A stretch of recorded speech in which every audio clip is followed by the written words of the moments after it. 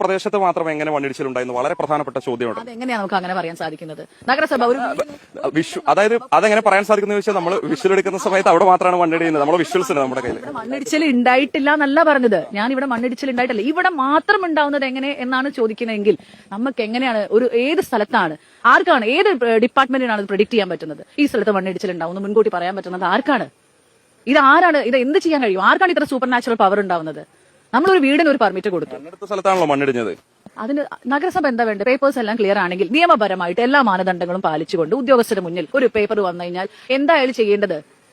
ഇവിടെ വഴിവിട്ട് എന്താ ചെയ്തിട്ടുള്ളതാണ് നമ്മൾ ഡിസ്കസ് ചെയ്യേണ്ടത്. ഞാൻ എന്റെ വാർഡിൽ, ഞാൻ ഇവിടുത്തെ വാർഡ് കൗൺസിലർ കൂടിയാണ്, ഞാൻ ഈ ഏരിയയിൽ പാസ് ചെയ്യുന്നതാണ്. നമുക്ക് എന്തെങ്കിലും പറഞ്ഞിട്ട് കാര്യമില്ല. ഇപ്പൊ ആളുകൾ അവിടെ പരാതിയുണ്ട്, ഇവിടെ പരാതിയുണ്ട്, അതൊക്കെ വ്യക്തമായ രാഷ്ട്രീയമുള്ള ആളുകളാണ് സംസാരിക്കുന്നത്. അങ്ങനെ പറയാൻ സാധിക്കില്ല. ഇവിടെയുള്ള സാധാരണക്കാരായിട്ടുള്ള മനുഷ്യരോട് നമ്മൾ സംസാരിക്കുന്ന സമയത്ത് രാഷ്ട്രീയമൊന്നും പറയാത്ത സാധാരണക്കാരായിട്ടുള്ള സ്ത്രീകൾ ഉൾപ്പെടുന്ന ആളുകൾ ഇവിടെ എത്തി നമ്മളോട് സംസാരിച്ച സമയത്ത് അത് പറയുന്നുണ്ടായിരുന്നു. സ്ത്രീകൾക്ക് എന്താ രാഷ്ട്രീയം ഉണ്ടാവില്ലേ? വ്യക്തമായ രാഷ്ട്രീയം എല്ലാവർക്കും ഉണ്ട്. പരാതി പറഞ്ഞവരൊക്കെ രാഷ്ട്രീയമുള്ള ആളുകളാണ്. അങ്ങനല്ല ഞാൻ പറഞ്ഞു, പരാതി പറയാത്തവരുണ്ട്. ഈ നാച്ചുറൽ കലാമിറ്റി നിങ്ങൾ വിചാരിക്കുന്നത് പോലെ മുനിസിപ്പാലിറ്റിക്ക് തടഞ്ഞു നിർത്താൻ സാധിക്കോ?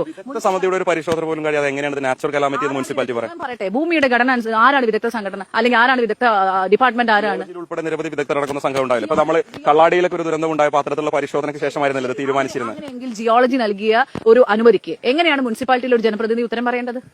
മുനിസിപ്പാലിറ്റിയെ പഴിച്ചുകൊണ്ടല്ലോ നമ്മൾ ചോദ്യങ്ങൾ ചോദിക്കുന്നത്. ഇപ്പൊ നിങ്ങൾ പറഞ്ഞു ഇവിടെ ആളുകൾക്ക് പരാതി ഉണ്ടായിരുന്നു, അത് ആരാണ് മോണിറ്റർ ചെയ്യേണ്ടത്? ആരാണ് അതിന്റെ എക്സ്പേർട്സ്?